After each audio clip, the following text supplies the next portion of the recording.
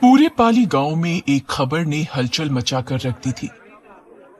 किसी को यकीन नहीं हो रहा था कि सदियों से गांव के जिस नियम को तोड़ने की किसी ने हिम्मत नहीं दिखाई थी, उसे एक बंजारन ने चुनौती दी थी। गांव की सभी महिलाएं चौपाल पर इकट्ठा हो गई थी। भागती हुई आई एक औरत ने कहा, क्या बात है बहन, अचानक ये चौपाल किस लिए? हम भागते हुए आई हैं, जाने क्या हो गया? अरे वो गांव में जो बिन ब्याही बंजारन है ना, आज उसने 5वें बच्चे को जन्म दिया है। क्या? 5वां बच्चा? और वो भी बिना ब्याहे? बाप रे, बंजारन को डर नहीं लगता है क्या? डर लगता तो ये सब करती क्या? मुंह में घूंघट दबाए चलती तो बड़ा मटक मटक के है। ना जाने गांव के किस मर्द को अपने जाल में फंसा के ये सब कर रही है। पूरे गांव में बंजारन के 5वें बच्चे का शोर था। सब उस आदमी के बारे में जानने के लिए बेताब थे जिसके साथ बंजारन का संबंध होगा। मर्दों की भीड़ में से एक ने कहा, मानना पड़ेगा भैया, वो औरत है तो अप्सरा। अगर गांव के किसी मर्द का मन डोल गया तो कोई बड़ी बात नहीं है। हाँ भाई, कह तो तुम ठीक रहे हो, लेकिन वो जो भी मक्कार है जिसने हमारी परंपरा को तोड़ा है, आज वो आदमी और बंजारन दोनों बचेंगे नहीं, क्योंकि गांव में अब तक जब भी इस बड़े कुएं पर चौपाल लगा है, बड़े मालिक ने हमेशा कठोर फैसला ही लिया है। गांव से बीच में लगे विशाल बरगद के नीचे बड़े कुएं पर चौपाल लगी थी। गांव का बच्चा बच्चा इकट्ठा हुआ था, क्योंकि आज गांव का उसूल और परंपरा दांव पर लगी थी। तभी पाली गांव का सरपंच ठाकुर सज्जन सिंह चौपाल की ऊंची कुर्सी पर आकर बैठ गया। ठाकुर सज्जन सिंह ने इशारे से सबको बैठने को कहा और गुस्से में भारी आवाज में कहा, क्या रे मोहन, उस बंजारन के आशिक की कोई खोज खबर है कि नहीं? सरपंच ठाकुर का बायां हाथ मोहन फटाक से बोला, नहीं मालिक, वो बंजारन किसी का नाम ही नहीं लेती। तो जाओ और उसे घसीटते हुए यहां लेकर आओ, और हम आखिरी बार पूछेंगे कि किसके साथ उसने मुंह काला कर इन बच्चों को जना है। अगर नहीं बताया तो आज वो होगा जो 50 साल पहले हुआ था। जाओ, लेकर आओ उस कुल्टा को। जी। इतना कहकर मोहन लोगों को लेकर जब बंजारन के झोपड़े में गया, तो उस वक्त वो बंजारन अपने चेहरे पर घूंघट डाले अपने 5वें बच्चे को, जो अभी 2 दिन का था, उसको दूध पिला रही थी, और बाकी के 4 बच्चे वहीं खेल रहे थे। बंजारन गांव में लोहे के सामान में धार लगाने का काम करती थी, इसलिए उसके झोपड़े में कई सारे धारदार हथियार भी पड़े थे। अचानक अपने घर इतने लोगों को देखकर बच्चे रोने लगे, और बंजारन जल्दी से अपना घूंघट संभाल बौखलाहट से बोली, मोहन भैया, आप फिर आ गए, और ये सब क्या है? एक अकेली औरत के घर में ऐसे कैसे घुस आए आप? मोहन हंसते हुए बोला, अच्छा, बहुत सारे नहीं, इसको एक बार में एक ही मर्द चाहिए मुंह काला करने के लिए। सुन, ये सती सावित्री का ढोंग छोड़ और चल चौपाल पर, मालिक ने बुलाया है। मैं कहीं नहीं जाऊंगी, मोहन ने गुस्से में कहा। रघु, इसके बाल पकड़ और ले चल चौपाल, तभी इस कुल्टा का मुंह खुलेगा। रघु ने उसके बाल पकड़े और घसीटता हुआ बाहर ले आया। वो चीखती रही, विनती करती रही, लेकिन किसी को उस पर दया नहीं आई। उसके पीछे रोते बिलखते उसके बच्चे आए तो मोहन ने कहा, कैद कर दे इन्हें, पहले इनकी बदचलन मां से तो निपट ले, फिर मालिक जैसा बोलेंगे वैसा करेंगे पिल्लों का। चलो।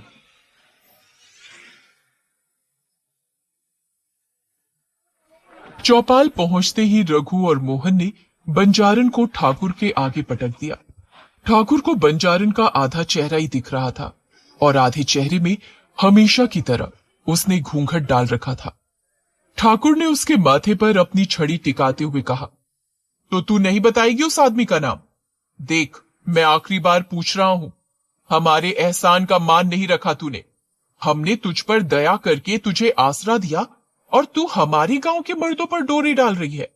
बंजारन किसी तरह उठकर बैठती हुई बोली, मालिक, मैं आपके एहसान की कर्जदार हूं, इसीलिए आपसे झूठ नहीं बोल रही। मैंने किसी पर डोरे नहीं डाले। तू जानती है हमारी पाली परंपरा के बारे में। अगर कोई विवाहित या अविवाहित मर्द किसी स्त्री के साथ अवैध संबंध बनाए तो उसे और उस औरत दोनों को मृत्यु दंड दिया जाता है। लेकिन उससे पहले इस घोर पाप के लिए उसे निर्वस्त्र पूरे गांव में घुमाया जाता है। फिर निर्वस्त्र इसी कुएं में जल समाधि दे दी जाती है और तब तक पत्थर मारा जाता है जब तक उसकी मौत नहीं हो जाती। इसलिए बोल रहा हूं, जो भी बात है बता दे। तू हमारे गांव की नहीं है तो हम तुझे न्याय देंगे और असली गुनहगार को सजा देंगे और तुझे तेरे बच्चों सहित जाने देंगे। बंजारन ने हाथ जोड़कर ना में गर्दन हिलाई तो ठाकुर गुस्से में बोला, इसका मतलब तू कहीं और से पाप लेकर आती है और यहां पैदा कर रही है ताकि हमारे गांव की पवित्रता नष्ट हो, और इसका एक ही दंड है। सज्जन सिंह के ऐसा बोलते ही बंजारन की आंखों में खौफ दिखने लगा। वो गिड़गिड़ाती हुई बोली, नहीं नहीं, ऐसा मत करो, ये अनर्थ मत करो, मेरी बात पर विश्वास करो। ठाकुर अपने आदमियों से बोला, रघु, हरिया, मोहन, पहले इसके नाखून को उखाड़ो, फिर इसके बाल काट लो और इसी बरगद के पेड़ में लटका दो। मोहन और उसके आदमी बंजारन पर झपट पड़े और उसके हाथ और पैर के सारे नाखून निकाल उखाड़ लिए। वो पूरी ताकत से चीखी लेकिन किसी ने उस पर दया नहीं दिखाई। उसके दोनों हाथ रस्सी से बंधे और कुएं के ऊपर वाली बरगद की डाल से बांध के उसे लटका दिया। ठाकुर ने बंजारन का पल्लू खींचते हुए कहा, तब देख लो आखिरी बार इसे। गांव वाले उसका पूरा चेहरा देखकर घबरा गए और कुछ औरतों को तो उल्टी सी आने लगी, क्योंकि बंजारन का आधा चेहरा भयानक तरीके से जला और घाव से भरा हुआ था, जिसे देखकर कोई भी उससे घृणा करे। गांव की औरतें आपस में बातें करने लगी, ये तो बाएं से देखो तो अप्सरा और दाएं से देखो तो चुड़ैल है। अब बंजारन दर्द से तड़पते हुए गुस्से से बोली, तुम सब के सब नामर्द हो ठाकुर।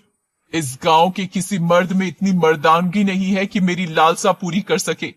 इसका अंजाम अच्छा नहीं होगा। मेरा यकीन मानो, मैंने कोई नियम नहीं तोड़ा, मैं तो एक श्राप भोग रही हूं।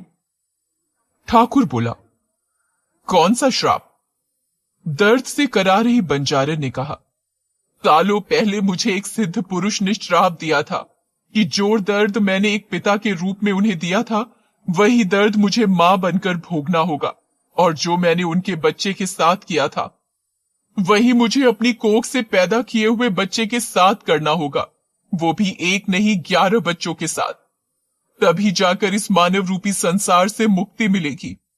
और इतना ही नहीं, उन्होंने मेरा आधा चेहरा इतना बदसूरत बना दिया कि इस चेहरे के कारण कामुक से कामुक आदमी भी मेरी तरफ कभी आकर्षित नहीं होगा। इतने भयानक श्राप से मैं बहुत डर गई।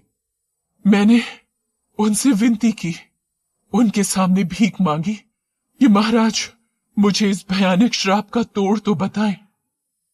इतना कहते कहते बंजारन की सांसें फूल गईं। पूरा गांव बंजारन की बात हैरानी से सुन रहा था। ठाकुर ने पूछा, तो क्या उपाय बताया? उसने फिर से एक लंबी सांस खींची और बोली, उन्होंने कहा मुझे पाली गांव जाना होगा, लेकिन आगे उन्होंने ये भी बताया कि इस गांव में कुंवारी औरतों के मर्दों के साथ शारीरिक संबंध बनाने की सजा उनके श्राप से भी भयानक है, और ये सब मेरी एक गलती की वजह से हुआ था, नहीं तो ऐसा कठोर श्राप मुझे कभी नहीं मिलता। ठाकुर ने आश्चर्य के साथ पूछा, कौन सी गलती? मुझसे ये मत पूछो ठाकुर, मैं ये नहीं बता सकती। ठाकुर ने चीखते हुए कहा, तो ये बता बच्चे कैसे पैदा किए? अकेले पैदा किए हैं, बिना किसी मर्द को छुए। ये सुनते ही गांव वाले हंसने लगे। सज्जन सिंह गरजते हुए बोला, अब तो शंका की कोई वजह ही नहीं है। इसे लगता है इसके इस आधे जले हुए चेहरे को देख हमें इस पर दया आएगी और ये इसका फायदा उठाते हुए किसी सिद्ध पुरुष के नाम की कहानी सुना के हमें बहका लेगी। अरे बनाओ इसकी जल समाधि। समाधि समाधि। सब समाधि चिल्लाने लगे और बंजारन की आवाज उस भीड़ में दब सी गई और सज्जन सिंह के लोग उस पेड़ से लटक रही बंजारन के कपड़े खींचने लगे। इस खींचातानी में उसके कपड़े जगह जगह से फट गए। ठाकुर गांव वालों को देखता हुआ बोला, जो भी पाली गांव का उसूल और नियम भूल गया हो वो अच्छी तरह से देख ले, उसका यही हाल होगा। सबने मिलकर बंजारन की साड़ी फाड़ डाली थी। अब दर्द से करा रही बंजारन के बदन पर ब्लाउज और पेटीकोट था। हाथ में मशाल लिए ठाकुर ने एक ही झटके में उसका ब्लाउज फाड़ा तो उसके पीठ पर बने निशान को देख उसकी आंखें फटी की फटी रह गईं। उसने आज से पहले इस निशान के बारे में सिर्फ सुना था, कभी उसे अपनी आंखों से देखा नहीं था। उसे यकीन नहीं हो रहा था ऐसा निशान वास्तव में हो सकता है। उसने उसकी पीठ की तरफ मशाल बढ़ाई और ध्यान से देखा। अब उसे यकीन हो गया, ये वही निशान था। ये इसके शरीर पर कैसे? क्या हुआ मालिक, कौन से निशान की बात कर रहे हैं आप? ठाकुर के इशारे पर मोहन गौर से देखते हुए बोला, ये गोतना जैसा लगता है मालिक, लेकिन कुछ अलग है। आज से पहले कभी नहीं देखा ऐसा। क्या है ये? मोहन के इस सवाल पर ठाकुर उसे चुप करता हुआ बोला, चुप कर मूर्ख, तू नहीं जानता इसके बारे में। एक काम कर, पहले इसके शरीर का वो निशान आग से जला दे, फिर इसे जल्दी से कुएं में फेंक। मोहन ने तुरंत हाथ में पकड़ी मशाल बंजारन के पीठ में बने उस निशान पर लगा दी और दर्द के मारे बंजारन चीख पड़ी। उसकी चीख इतनी तेज थी कि किसी का भी दिल दहल जाए। बंजारन ललकारते हुए बोली, ठाकुर, तूने सोई हुई शेरनी को जगाया है। अब देखना तेरे इस पाली गांव में ये शेरनी कैसे नरसंहार करती है, और ये गांव जन्मों जन्मों तक इसकी सजा भुगतेगा। पीठ का निशान जलाने के बाद मोहन ने रस्सी में भी आग लगा दी और एक भयानक चीख के साथ वो उस कुएं में गिर गई। लेकिन ये तो उसकी सजा की शुरुआत थी। गांव वालों ने उस कुएं में गिरी बंजारन को पत्थर मारना शुरू कर दिया और हर पत्थर लगने के साथ कर्कश चीख सुनाई दे रही थी। काफी देर बाद जब उसकी चीखें सुनाई देना बंद हो गई, तब सब समझ गए वो अब मर गई। ठाकुर और मोहन तुरंत भागते हुए बंजारन की झोपड़ी गए, उसके बच्चों के पास। जब वहां सब पहुंचे तो सब हैरान रह गए, क्योंकि सब के सब बच्चे गायब थे। 25 साल बाद पाली गांव में कुछ लोग उसी कुएं के पास खड़े थे, जिसमें एक नीली आंख वाला लड़का छलावा, जो इसी गांव का रहने वाला था। वो कहता है, ये वही कुआं है जिसके बारे में आपने लोगों के मुंह से सुना है। छलावा ने जब ये बात कही तो उसके बगल में खड़े ध्रुव, विक्की और अनन्या को यकीन ही नहीं हो रहा था कि जिस बात को कहानी मानकर वो लोग यहां आए थे, वो महज कहानी नहीं बल्कि सच है। विक्की का पुश्तैनी घर इसी गांव में था, इसलिए वो विक्की के कॉलेज फ्रेंड ध्रुव और अनन्या विक्की से अक्सर इस गांव के बारे में और उसकी कहानियों के बारे में सुनते रहते थे। ध्रुव ने उत्साहित होते हुए कहा, क्या तुम सच कह रहे हो छलावा? मेरा मतलब है, सच में उस औरत को जिंदा जल समाधि दे दी गई? छलावा मुस्कुराता हुआ बोला, और नहीं तो क्या, आप शहरी लोग इन सब बातों को हल्के में लेते हैं, लेकिन जब सच्चाई से सामना होता है ना, तब पता चलता है। ध्रुव के मन में कई सवाल चल रहे थे। उसने पूछा, यार वो उसके नाखून क्यों निकाल लिए थे? छलावा ने कहा, कहते हैं अगर जिंदा इंसान के शरीर से अगर मरने से पहले नाखून और बाल निकाल लिए जाएं, तो उसकी आत्मा चाहकर भी कभी भटकती नहीं है, वो पूरी तरह से शांत हो जाती है। विक्की ने हैरानी से पूछा, उसे तो श्राप मिला था ना कि उसे मोक्ष नहीं मिलेगा, फिर क्या हुआ?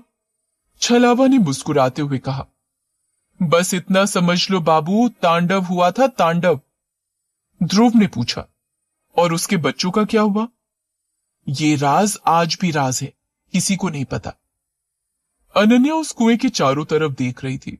उस कुएं के चारों तरफ काफी पेड़ पौधे उगाए थे। कुएं से लगकर खड़ा हुआ विशाल बरगद का पेड़ डूबते सूरज की रोशनी में चमक रहा था। उस कुएं के ऊपर एक बहुत भारी सा लकड़ी का ढक्कन रखा गया था, जो शायद पुरानी होने की वजह से कहीं कहीं से टूटने लगा था, और उसके बीच में दरारें थीं। ये पूरा स्थान बहुत रहस्यमयी और डरावना था। तभी अनन्या की नजर कुएं के पिछले हिस्से पर पड़ी, और उसके कदम खुद ब खुद उस तरफ बढ़ गए। छलावा ने जब देखा कि अनन्या कुएं के पिछले हिस्से की तरफ बढ़ रही है तो उसने उसे रोकते हुए कहा, रुको, कहां जा रही हो? लेकिन अनन्या ने उसकी बातों पर ध्यान नहीं दिया। अनन्या के पीछे पीछे ध्रुव और विकी भी उस तरफ बढ़ गए और छलावा उन तीनों को रोकने के लिए उनके पीछे भागा।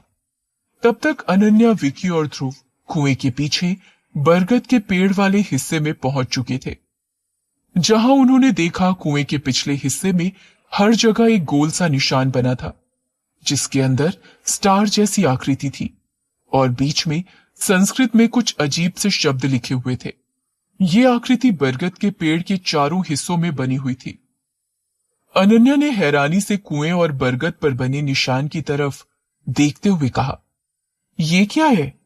कहीं ये वही निशान तो नहीं जो उस बंजारन की पीठ पर बने थे? छलावा ने उन्हें समझाते हुए कहा, अरे मैडम, वो निशान तो अलग था, ये निशान तो वशीकरण के हैं। वशीकरण? सबने एक साथ पूछा, ये वशीकरण क्या होता है? छलावा ने उन्हें समझाते हुए कहा, ये वशीकरण वाला निशान तब बनाया जाता है जब हमें किसी आत्मा का वशीकरण करना होता है। मतलब? आत्मा का नाम सुन अनन्या अब थोड़ा थोड़ा डरने लगी थी, इसलिए वो ध्रुव के बिल्कुल पास जाकर खड़ी हो गई। ध्रुव ने जब देखा अनन्या घबरा रही है तो उसने धीरे से कहा, हे, तुम घबरा क्यों रही हो? भूल गई क्या?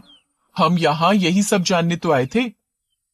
विकी इन दोनों की बात बड़ी ध्यान से सुन रहा था और फिर उसने अपना मोबाइल निकाला और फ्लैश जलाकर उस कुएं के ऊपर रखे ढक्कन की दरार के बीच से झांकने की कोशिश करने लगा। तो छलावा ने उसे रोकते हुए कहा, ये क्या कर रहे हो? अगर गांव के किसी इंसान ने तुम्हें कुएं के इतने नजदीक देख लिया तो गजब हो जाएगा। देखो, यहाँ की जो भी जानकारी थी वो मैंने तुम लोगों को दे दी।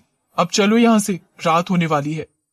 अनन्या को पता नहीं क्यों उस औरत से हमदर्दी होने लगी थी और उसने छलावा से पूछा, तुमने ये नहीं बताया कि आखिर उस औरत ने वो 5 बच्चे कैसे पैदा किए थे? अनन्या के इस सवाल पर छलावा ने कुएं की तरफ देखते हुए कहा, गांव के लोग तो कहते हैं उसके नाजायज संबंध थे, लेकिन गांव के किसी मर्द में इतनी हिम्मत नहीं थी कि वो गांव का उसूल तोड़े। ध्रुव ने हैरानी से कहा, इसका मतलब उसे गांव वालों ने फालतू में सजा दे दी? अच्छा छलावा, उसके बाद क्या हुआ? उसकी बॉडी कहां गई? इसी कुएं में है। ये सुनते ही ध्रुव, विकी और अनन्या तीनों अचानक घबरा गए और एकदम से कुएं से दूर हो गए। छलावा ने आगे कहा, और कहां जाएगी? जल समाधि में शरीर जल में ही रहता है। विकी ने हैरानी से कहा, लेकिन हिंदू धर्म में जब तक शरीर को जलाया नहीं जाता है तब तक उसे शांति नहीं मिलती है। इसीलिए तो मरने के बाद उस बंजारन ने गांव में तांडव मचा दिया था और जब पूरा गांव उसके सामने हार गया तब गुरु देवदत्त को बुलाया गया वशीकरण के लिए। ये निशान देख रहे हो ना? छलावा ने कुएं और बरगद पर बने निशान की तरफ इशारा करते हुए कहा। ध्रुव ने पूछा, ये वशीकरण कहाँ किया गया? हमें दिखाओ ना वो जगह, इसके बाद चलते हैं विकी के घर। छलावा ने मना करते हुए कहा, सूरज डूब चुका है, अब ये कुआं और वो वशीकरण वाली जगह दोनों ही खतरे से खाली नहीं है, हमें यहां से तुरंत चलना चाहिए। ध्रुव ने कहा, प्लीज छलावा, ले चलो ना, रात में ही तो ये सब देखने में मजा आता है, नहीं तो थ्रिल कैसे आएगा? ध्रुव और विकी के जिद करने पर छलावा मान जाता है और सब गांव के पास तालाब वाले खंडहर की ओर जाते हैं। वहां पहुंचते ही छलावा उन्हें सावधान करते हुए कहता है, देखो बाबू लोग, तुम लोग शहरी हो, अगर कुछ भी हुआ तो गांव वाले न मुझे छोड़ेंगे न तुम्हें, इसलिए हाथ जोड़कर विनती करता हूं, बस दूर से देखो और जल्द से जल्द यहां से निकल लो। अनन्या और छलावा बाहर ही खड़े रहते हैं। ध्रुव और विकी टूटे फूटे दरवाजे से उस खंडहर के जैसे ही अंदर जाते हैं, अंदर बहुत बड़ा सा हॉल था और छत खप्पर की बनी हुई थी। चारों तरफ मकड़ी का जाला लगा हुआ था। ध्रुव ने जैसे ही अपनी टॉर्च ऑन की, उसने देखा कि हॉल के बीच में एक बहुत बड़ा सा गोला बना हुआ है और बीच में यज्ञ कुंड भी है। ध्रुव और विक्की दोनों अपने पैर से धूल साफ करके जब गौर से उस बड़े से गोले को देखते हैं तो वो हैरान रह जाते हैं। ध्रुव एक्साइटेड होकर कहता है, यार ये तो वही बिल्कुल प्लानचिट जैसा लग रहा है जैसा हम हॉस्टल में करते थे। यार अनन्या को बुलाओ, उसको दिखाते हैं। विकी अनन्या को बुलाता है और अनन्या और छलावा दोनों अंदर आते हैं। अंदर आते ही छलावा कहता है, दूर हो जाओ उससे। इसी कुंड निशान के माध्यम से वशीकरण किया जाता है। ध्रुव और विकी दोनों बहुत उत्साहित हैं ये सब देखकर, क्योंकि वो अक्सर हॉस्टल में ऐसा किया करते थे। ध्रुव ने कहा, यार विकी, क्यों ना हम आज एक बार फिर से ट्राई करें जैसा हम हॉस्टल में करते थे। क्या कहती हो अनन्या? अनन्या थोड़ा घबरा जाती है और कहती है, तुम लोग पागल हो गए हो क्या? हम बस यहाँ ये सारी चीजें देखने आए थे, हमें इनके साथ कुछ करना नहीं है। प्लीज चलो यहां से। ध्रुव ने कहा, अनन्या, हम लोग ये सब पहले भी हॉस्टल में कर चुके हैं ना, तब हम लोग मजाक में करते थे। आज एक बार रियल में करके देखते हैं, क्या वाकई में ये सच होता है या फिर कहीं सुनाई बातें हैं। विकी भी बहुत एक्साइटेड होता है, लेकिन अनन्या और छलावा दोनों को मना करते हैं। छलावा कहता है, अरे ओ शहरी बाबू, ये कोई हंसी खेल की चीज नहीं है, ये वशीकरण है, वशीकरण। ये सब करके आत्मा को वश में किया जाता है, और महागुरु देवदत्त ने यहीं पर वशीकरण करके उस बंजारन की आत्मा को कैद किया था और उसके प्रकोप से गांव को मुक्ति दिलाई थी। लेकिन बंजारन भी कमजोर नहीं थी, अंत में उसने महागुरु देवदत्त को मार दिया था। इसलिए हाथ जोड़कर विनती है कि। छलावा अपनी बात पूरी कर पाता उससे पहले ध्रुव ने कहा, अरे क्या यार छलावा, कौन सा हमें सच में करना आता ही है। हम तो बस कॉलेज की पुरानी यादों को ताजा करना चाहते हैं, कौन सा हमारे बुलाने से आत्मा आ ही जाएगी। अनन्या ने घबराते हुए कहा, और अगर उस बंजारन की आत्मा आ गई तब क्या करोगे? ध्रुव ने हंसते हुए कहा, अगर आ गई तो उससे पूछेंगे कौन सी जड़ी बूटी खाकर बच्चे पैदा किए थे। हमारी अनन्या को भी वही जड़ी बूटी चाहिए। कहने के बाद ध्रुव और विक्की हंसने लगते हैं। ध्रुव आगे कहता है, अरे डियर, हम बस कॉलेज की पुरानी यादों को ताजा कर रहे हैं और फोटो खींचेंगे बस, और कुछ नहीं। आ जाओ सब लोग, अपनी अपनी जगह पर खड़े हो जाओ। ध्रुव के ये कहते ही विक्की ने अपने बैग से कैंडल निकाली और बीच कुंड पर चारों तरफ जला दी, लेकिन उसमें से एक कैंडल को नहीं जलाता है।